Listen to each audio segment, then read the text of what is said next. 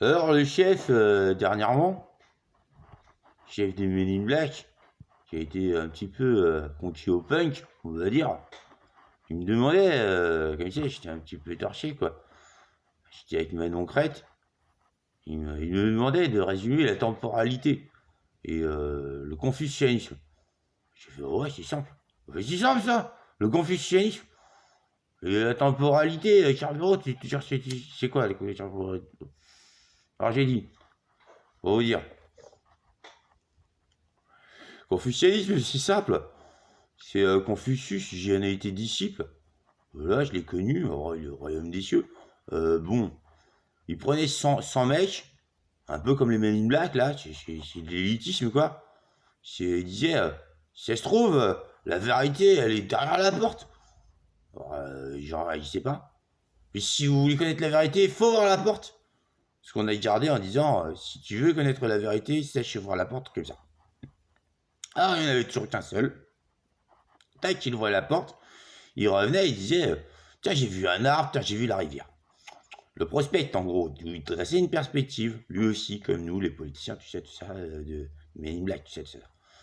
Ah ouais, c'est pas mal, il m'a dit. Ok. Et après? Après, le confucianisme, c'est deux règles. Je suis avec Xavier Bensky, le futur roi de France. J'y arrive. S'il arrête d'être un petit pédé. Bref, tout masochiste, en fait, il aime se faire enculer par son père. J'ai découvert ça dernièrement. Bref. Ah, c'est dégueulasse, il m'a dit. C'est comme ça.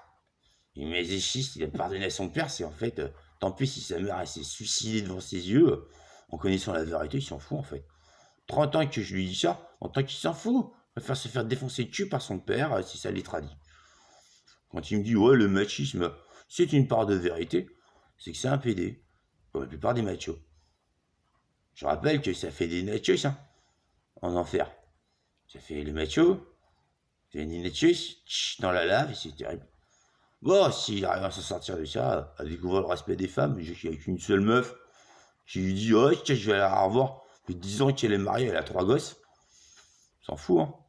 C'est la seule qu'il a eue. Bon, bref.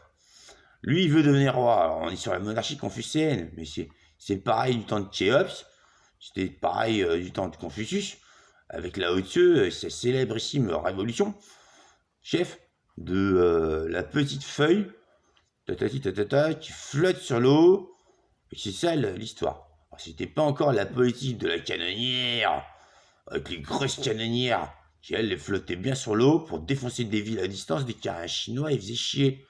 Qui étaient les rapports internationaux envers la Chine, avant Mao Tse-tung, qui pendant 20 ans de guerre lourde, il a rappelé que la Chine c'est la Chine. Donc les intérêts nationaux ont primé sur les intérêts internationaux. Bon, Confucius avait isolé deux règles, tout simplement. La, euh, la stricte loyauté envers l'administration, c'est quand même la logique que l'administration soit loyale envers l'empereur. Bon, oui, et que le peuple soit loyal envers l'administration, surtout pour les Chinois. Voilà, il m'a dit. Et après, Carbero. Et puis après, alors si en fait la démocratie participative, qui existait déjà avant Ségolène Royal, tout ça, hein, ou moi qui avais la démocratie participative des libres pensières, auxquels les démons maintenant c'est des DPLPD, ça fait un peu un jeu de mots, mais démocratie participative des libres penseurs démoniaques. C'est comme ça, ils le sont devenus après la chute de Pandémonium, chef. Et j'ai beaucoup participé. Ouais, ça on sait, car on a les vidéos, tout ça, on a vu, on a repéré. Ouais, ça a pété, hein. C'était le monde, cette saloperie de. Bref. Vas-y, continue. Ah bah voilà, la temporalité. Disons, c'est un peu ça. C'est que, à part que. Disons que la Lune définit bien l'axe de rotation de la Terre, elle est apparue après un météore, il n'y a même pas trop d'atmosphère, qui a chuté la Terre, ça on le sait. Après, ça a fait la Lune, c'est Dieu qui a envoyé le météore. Voilà.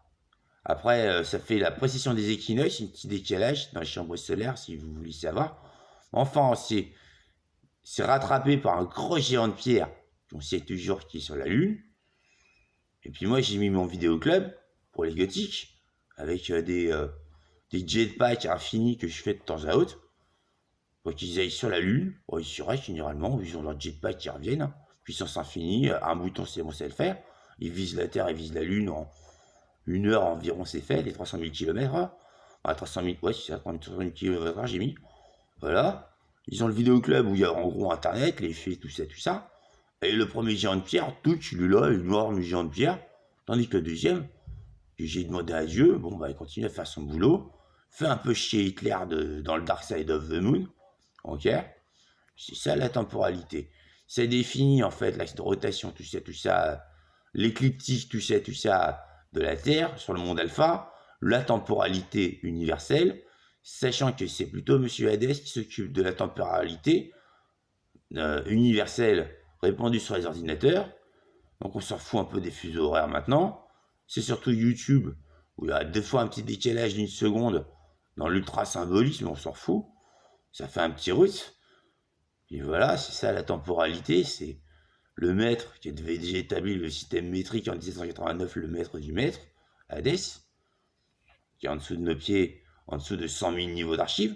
Comme vous le savez, d'abord Crétacé, Jurassique et ensuite Illinois. Je connais un peu les trois, après je ne sais plus.